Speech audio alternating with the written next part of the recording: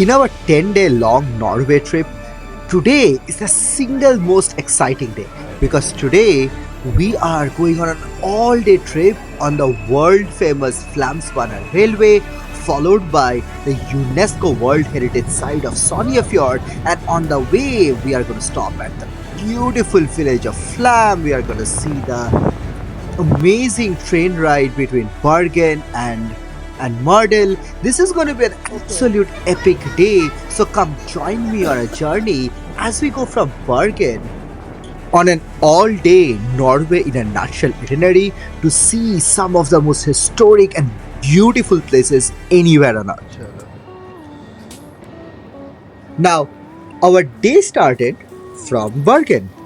We are at the Bergen station. We took the light rail from our hotel. We are staying at a Marriott hotel nearby. It was like a 10 minutes ride up to the train station. Early in the morning, the train station is quite empty and it is quite small actually. There are maybe like two main platforms over here, and we are going to ride on this Bergen train.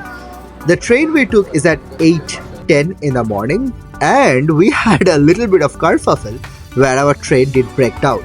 Not once, but two times. So we are actually riding more than an hour and a half late at around a 9:45 a.m. a local train.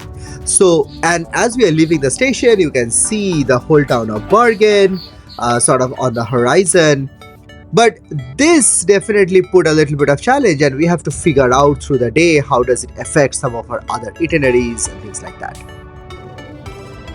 Now, as you can see, as we are sort of going out, that there's a lot of like greenery and mountains, and it is absolutely picture perfect. There's this huge lake where the train goes by for an hour or so.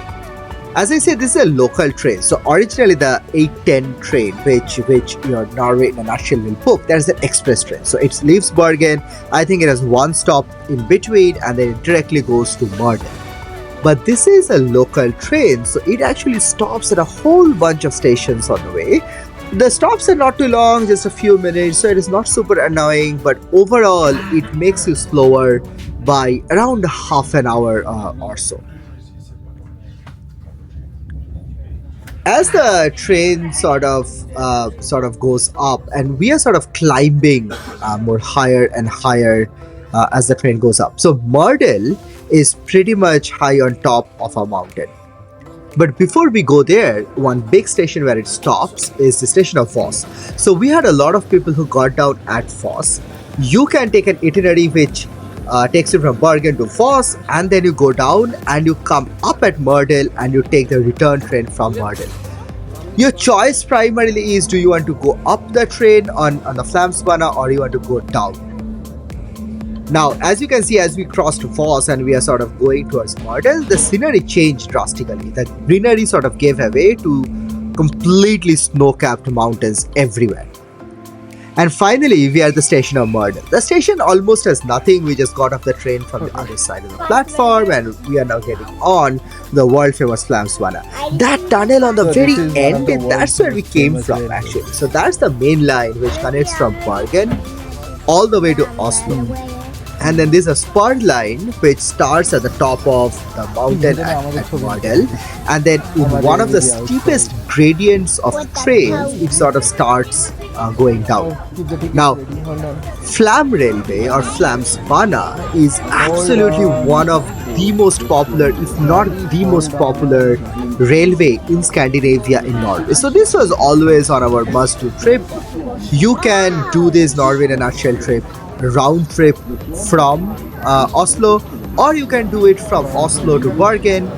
The challenge is on this trip, we sort of changed trains a few times. Like we are already on our third train, the light rail in the morning, followed by the train, the bigger train, and now this. And so with luggage, with young kids, we were not really comfortable that, hey, changing all the trains and everything is going to be super easy.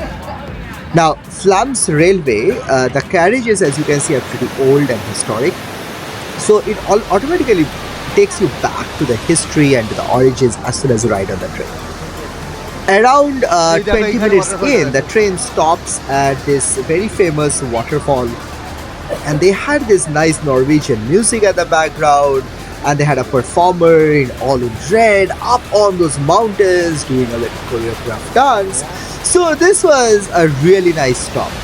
As you can see in the train, if you have noticed it in my shot before, like the train had two ends on the two tunnels. There's more than 20 tunnels on this train. Almost a quarter of the whole line is covered in tunnels. And the tunnels are way too many in the first half of the section, right? Sort of as we go down. So now we are going down and we are entering the Flåm Valley area. That's the tunnel sort of reduces, and now you can see and enjoy the scenery a lot more. This train line was constructed in early 20th century as a goods line, right? Like, so where you can have various cargo items coming through the fjord, which we are going to ride later today, on boats, and then take up on this train, which will then go up to Myrdal and then connect it to the main line, and then go to either Bergen or to Oslo. Today, it doesn't carry any more goods at all. There is an interstate's equivalent, a European highway nearby, through which trucks carry most of the goods. And this line today is almost exclusively used for passengers, right? And mainly for tourism. There's quite a few different coach types you can choose from, so be cautious of what you are booking. Finally, we are entering the Flåm Valley, right? Like, you have seen sort of the Flåm Valley before, but now we are sort of going further down and down.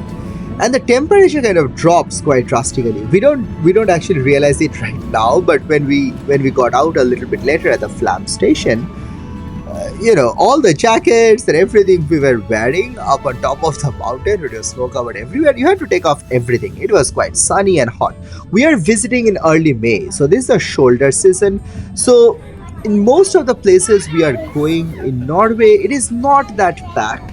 That was Very an exception nice. here, though. Because, yeah, This the train top, there was was so much snow, quite packed. But over here, there is no even snow in this because we shoulder came season. down the mountain.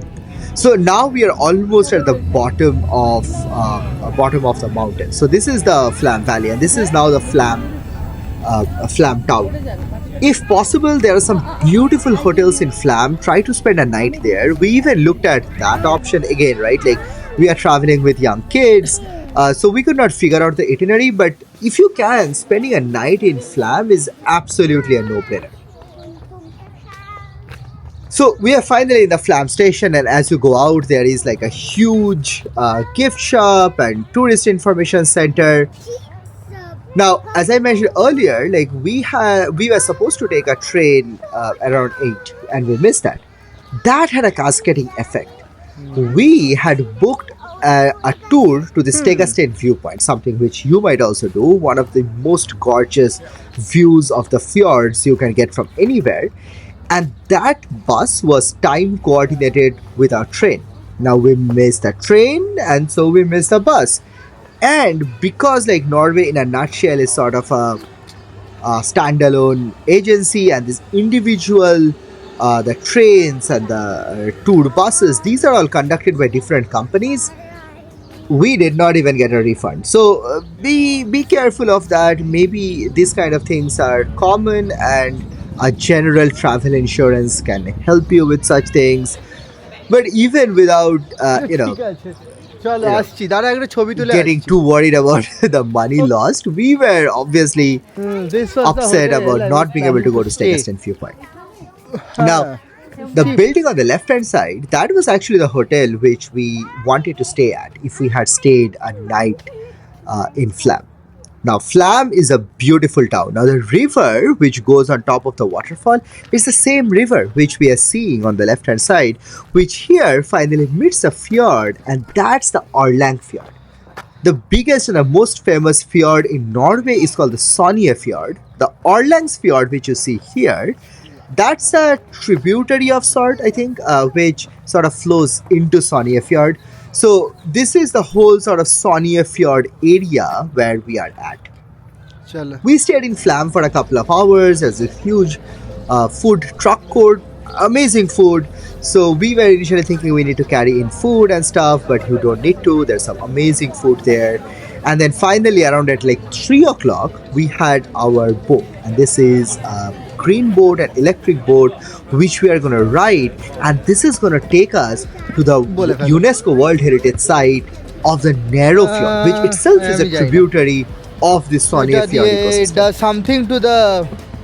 Oh, it By does the way, for there you charging. can see Is the it train, the world famous Flåm train, and right next to those are the bus stops, which, if you were lucky and had arrived on time, would have taken us to the Stegastein viewpoint. Anyways, the boat leaves on time. The boat is pretty massive, so if you are planning on taking this trip, there's an ample space. We were a little hesitant. Can we bring our luggage and all? But there's ample space. We saw a lot of people doing that. There's multiple decks, as you can see. Like, it is all wheelchair accessible. There's an indoor space, and for my kids, the best part, there is Wi-Fi, free Wi-Fi. I mean, what else can you ask? Yeah, now, as I mentioned, the boat starts from Orlangsfjord. Now here at this juncture, Orlangsfjord kind of goes straight, and on the left, that's where the Nærøyfjord, I know I'm butchering that name, starts.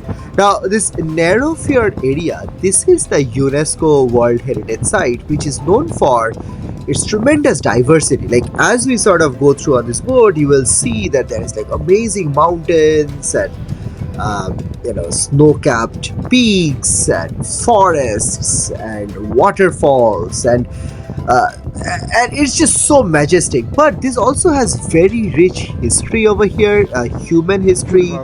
Human settlements have been found thousands of years old. So, and there is a tremendous diversity of flora and fauna in those forests. So a combination of all of that makes this UNESCO World Heritage Site. I don't think I've ever seen a waterfall do that. That waterfall is just falling and sort of kind of flying through the wind. It is just going through such a huge free fall. So this trip is roughly 2 hours, and finally we see over there, that's where the village of Gudvangen is. Gudvangen is a great place for you to stay and do some hiking. There are some camps in Gudvangen. One of the rivers comes and meet, and from Gudvangen you can go on whitewater rafting and a few other expeditions. Now, when we arrived at Gudvangen, we had our Norway in a nutshell bus booked. These are like the regular buses. I don't know what I was expecting, but but we were thinking this will be like buses where Norway nutshell is written, but no, it's like your regular commuter buses.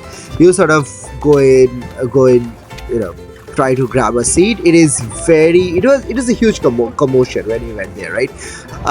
You just don't know. No one knows. Like, there is no queue system. So this was a little bit of mess. I think this was a little bit of a miss from the tour operator, who can make a little bit better arrangement right over here. By the way, the scenery is gorgeous. Like, even the bus stop is like these huge mountains on all sides, these waterfalls. Now, once we go on the bus, we had a pretty nice, it's a little bit surprising stop at this hotel called Stolheim. And this is a very heritage hotel, been there for more than 100 years. And you come here and you see an absolute gorgeous view of the Nærøyfjord Valley, right? So previously we were seeing the Nærøyfjord, the actual fjord and everything around it, but right now we are inside and we're in the valley, and we found this small little hole in the wall which gives an amazing view of this huge expanse of scenery in front of you. So this was a pretty nice, surprising stop. We did not know about it, but we are glad that the bus took us there. The rest of the bus journey, like anywhere in Norway, as you can expect, is beautiful, but it was uneventful. The bus sort of goes right next to very big whitewater rivers. We are finally arriving at the town of Voss. So in the morning, we crossed over Voss and we went to Mardel, but this round trip takes you back to Voss. That's a very famous old church. Again, like everything, we are trying to do all of these in one day, and that is still almost a 14-hour itinerary, right? Like we started our day at the hotel at like 7 in the morning. We will reach around 9:30. So, but if you get a chance to stay, visit that hotel in that church in Foss. That is really famous. And with that, we are back at the station, and we are gonna ride the train. It was empty, so we had ample seats to choose from, and this was an absolute epic day.